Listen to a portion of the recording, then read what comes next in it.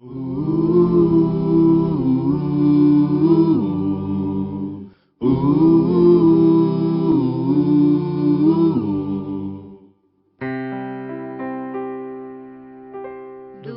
teu falar, ó Salvador, jamais vou duvidar, é encorajador. Alimento Diário, série Então Virá o Fim. Título do volume 6, A Vinda do Senhor está às portas. Autor Pedro Dong. Título da semana 3, O Abominável da Desolação. Quarta-feira, ler com oração 1 Crônicas, capítulo 22, versículo 1, versão King James atualizada. Este é o lugar para a edificação do templo de Deus, Yahvé o Senhor, e para o estabelecimento do altar de holocaustos para o povo de Israel. O lugar da edificação do templo. À medida que a santificação pela palavra ocorre em nosso ser, Deus nos confirma como trabalhadores da última hora. Se, no entanto, estivermos sob o cativeiro babilônico, Deus não nos poderá convocar para a tarefa final de concluir esta era. Por isso devemos livrar-nos de toda a natureza de Babel como busca por reconhecimento, prestígio e vanglória. Na igreja, na realidade do reino dos céus, não há espaço para tais ambições. Nosso exemplo é o Senhor Jesus, que nunca procurou sua própria glória, mas a glória de Deus que o enviou. Como servos, estamos aqui para fazer a obra de Deus. Nosso desejo deve ser o mesmo do coração de Deus, por isso Ele precisa purificar nosso coração. Essa é uma luta que perdurará até o fim dos tempos, quando os vencedores participarão da batalha final. Naquele tempo seremos a noiva, já apta para se casar com Cristo. O noivo e sua noiva lutarão na batalha do Armagedon, no vale do Cedron, entre o Monte das Oliveiras e o templo. Capítulo 16, versículo 16.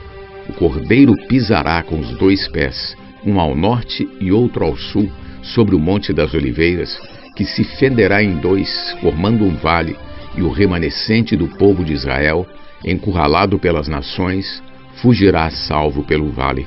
Zacarias capítulo 14, versículos 4 e 5. Assim serão derrotados o anticristo e seus seguidores, liderados pelos 10 reis. À luz do livro de Daniel, a batalha do Armagedon marcará o término da Babilônia e das leis de Babel.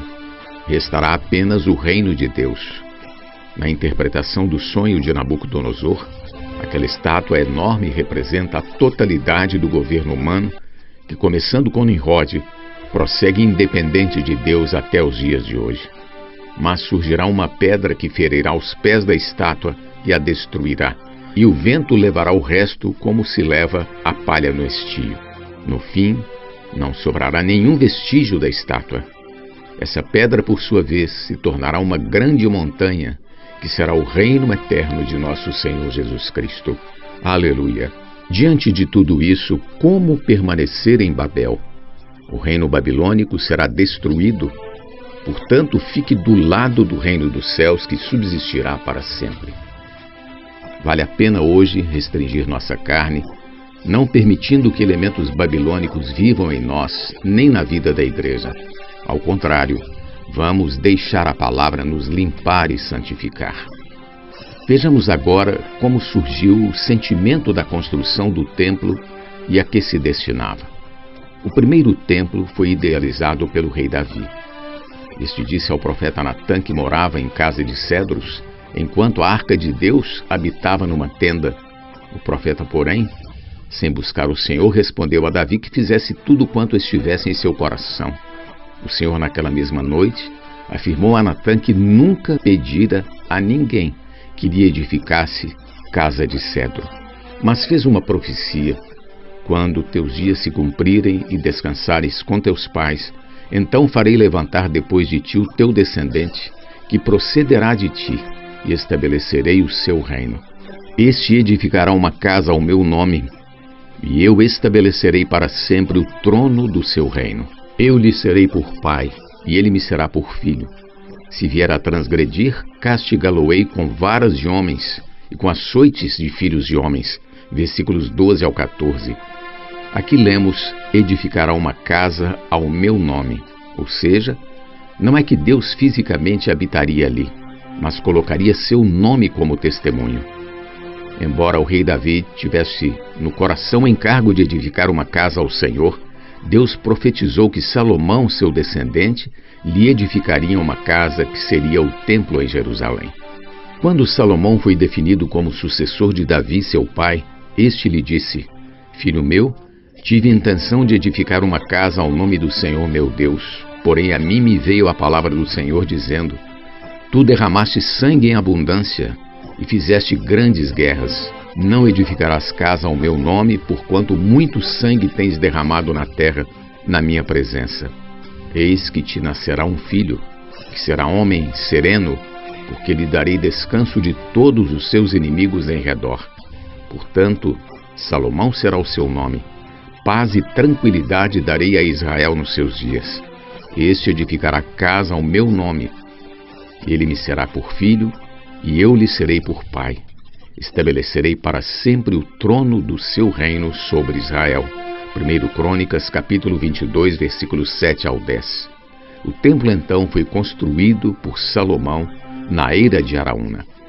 A eira de Araúna, um jebuseu, foi comprada por Davi para nela levantar um altar e fazer sacrifícios a Deus, a fim de interromper uma praga sobre Israel, consequência de um pecado do rei. Davi pecou ao ordenar que se levantasse um censo sem necessidade, já que tudo era dele. Com isso, a vaidade de saber o tamanho de seu poder foi exposta e, como disciplina, Deus mandou o rei escolher o castigo.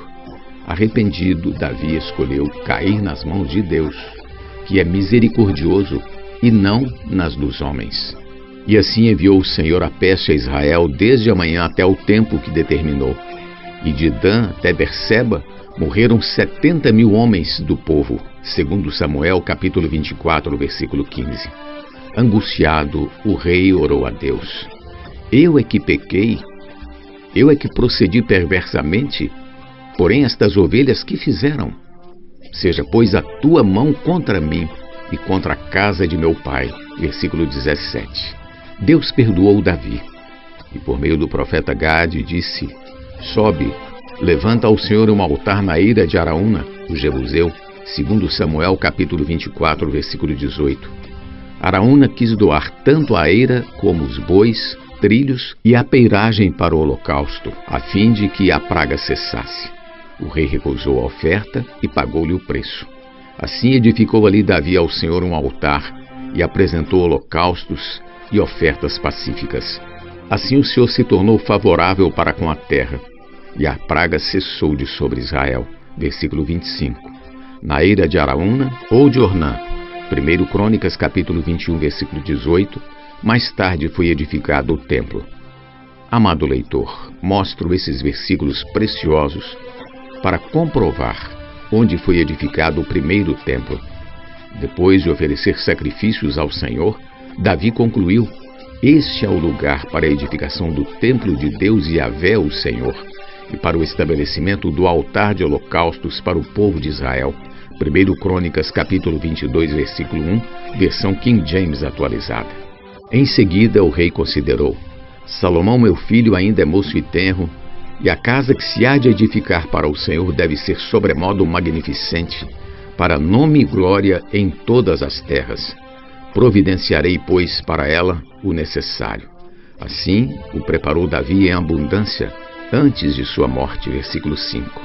Salomão edificou o templo, mas foi Davi, seu pai, quem preparou todo o material para sua edificação. Pergunta de hoje: como foi escolhido o terreno para a edificação do templo? Jesus é o nosso Senhor. Do teu falar, ó Salvador,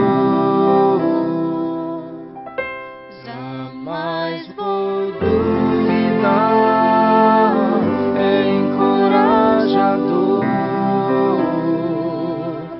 fiel me faz andar, das tua glória glória eu ver, o mal vem derrotar.